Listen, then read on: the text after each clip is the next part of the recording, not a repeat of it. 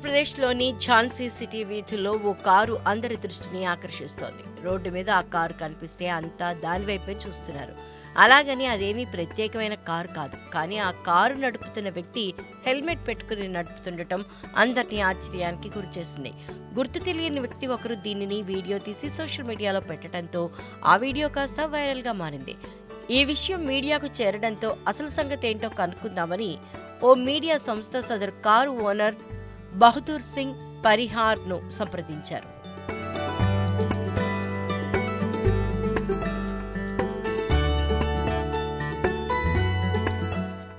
Traffic పోలీసుల దెబ్బకు భయపడి హెల్మెట్ పెట్టుకుని కార్ డ్రైవ్ చేస్తున్నానని బహదూర్ చెప్పుకొచ్చారు.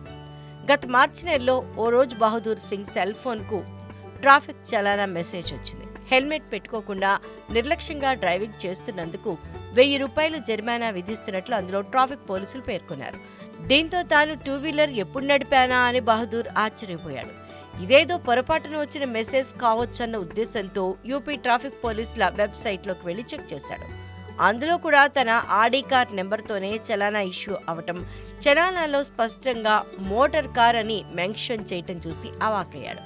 కారులో హెల్మెట్ పెట్టుకోకుండా డ్రైవింగ్ చేశానని తనకు ఫైన్ విధించడంతో ట్రాఫిక్ పోలీసులపై బహదూర్ తీవ్రంగా మండిపడ్డారు.